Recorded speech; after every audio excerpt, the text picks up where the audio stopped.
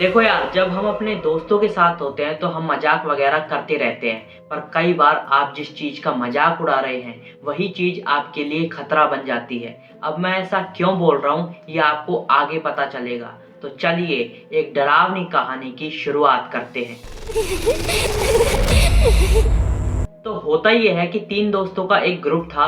निखिल, अभिनव और कपिल। ये तीनों बचपन से ही एक साथ थे। एक साथ ही स्कूल गए, एक साथ ही कॉलेज गए और कॉलेज के बाद भी एक साथ ही रहे। ये तीनों अपने आप को कूल समझते थे।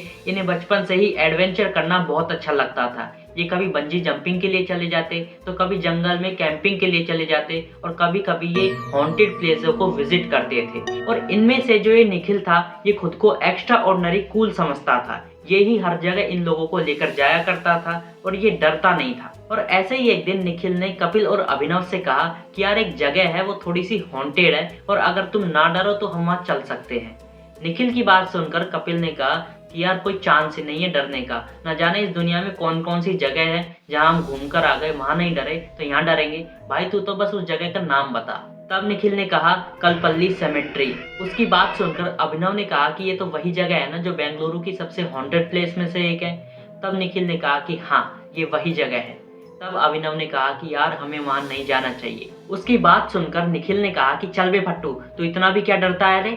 अगर तुम लोगों को नहीं जाना तो मैं अकेला चला जाऊंगा। फिर कपिल ने कहा कि यार अभिनव चलना, अगर कुछ होगा भी तो हम तीनों रहेंगे ना साथ में। अगर हम नहीं जाएंगे तो ये निखिल अकेला ही चला जाएगा।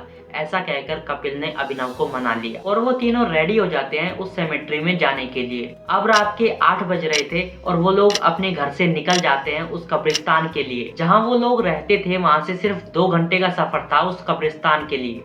अब रात के 10 बज रहे थे और वो लोग पहुंच जाते हैं कलपल्ली सेमेट्री। वो लोग कलपल्ली सेमेट्री के गेट पर आकर खड़े हो जाते हैं और फिर निखिल कहता है कि अभी हम यहाँ पर छोटे छोटे टास्क करेंगे और फिर सुबह ही यहाँ से जाएंगे। उसकी ये बात सुनकर अभिनव ने कहा कि यार एक बार फिर सोच लो, मुझे यहाँ कुछ ठीक नहीं लग रहा। अभिनव की बात सुनकर निखिल ने कहा कि यार मैंने तुझे पहले ही बोला था, और हाँ अगर तुझे नहीं आना ना तो मत आ, मैं अकेले ही जा रहा हूँ, क्योंकि मैं तो किसी के बाप से नहीं डरता।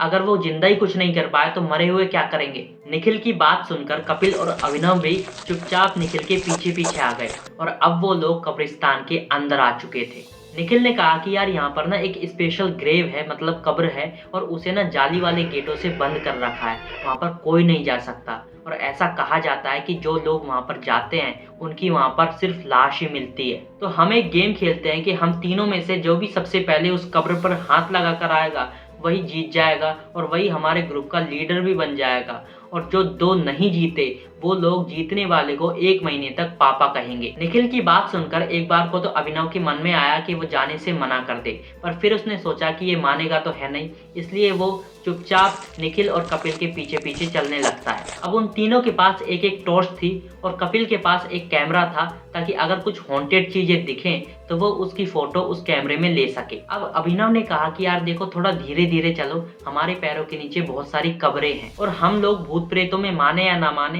पर वहाँ पर आत्माओं के पार्थिव शरीर दफन है, इसलिए वो डिस्टर्ब नहीं होने चाहिए। अभिनव की बात सुनकर निखिल ने कहा कि मैं तो भाग कर जाऊंगा, जिसको डिस्टर्ब होना है वो होए, मुझे फर्क नहीं पड़ता। और यार अभिनव, मैंने तुझसे कहा था ना कि ये जिंदा कुछ नहीं कर पाए तो मरे क्या करेंगे, मैं तो किसी के बाप से नहीं डरता।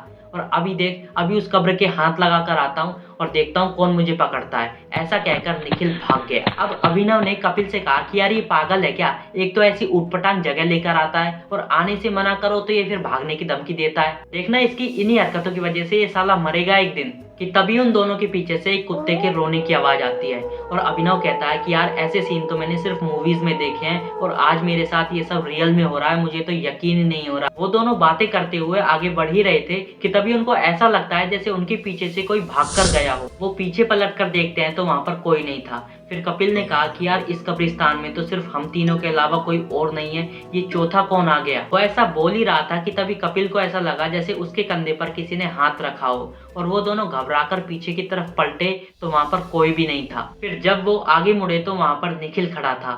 निखिल को देखकर वो दोनों बहुत खुश हो गए कि यार तू वापस आ गया। फिर निखिल ने कहा कि मैं तो उस कब्र के हाथ लगाकर भी आ गया, तुम तो वैसे ही डर रहे थे। फिर कपिल और अभिनव दोनों कहने लगे कि तू लगाया है ना हाथ, तो फिर अब रहने दे, अब वापस चलते हैं, तू ही हमारा लीडर है। उनकी बात सुनकर निखिल ने कहा कि यार तुम चलो तो एक बार वहाँ पर बहुत अच्छी चीज है जो मुझे तुम्हें दिखानी है, तुम्हें मजा आ जाएगा देखकर। और कपिल तो उसकी फोटो खींच लेना, मैं सच कह रहा हूँ वो बहुत अच्छी चीज है, तुम्हें सच में मजा आएगा। अब कपिल और अभिनव तो मना कर रहे थे, पर निखिल ने कहा कि यार मैंने तुमसे कहा था ना कि पूरी रात रुकना है, इसलिए चलो तुम चलो, फटाफट चलो। ऐसा कह करके निखिल उन लोगों को अपने साथ में उस कब्र के पास ले गया। अब कपिल ने कहा कि हम कैसे जाएंगे इसके अंदर, यहाँ पर तो ताला लगा हुआ है और ये पूरा ग्रेव भी जालियों से बंद है। तब निखिल ने कहा कि मैं लेकर जाऊंगा ना तुम्हें, और वो उन दोनों को एक हॉल के पास लेकर चला गया। उस हॉल के पास पहुंचकर निखिल ने कहा कि हम तीनों इजीली इस हॉल में से निकल जाएंगे। वो तीनों एक एक करके उस हॉल के अंदर चले गए। वहां पर जाकर अभिनव ने कहा कि यार मुझे यहाँ पर बहुत अजीब सा लग रहा है,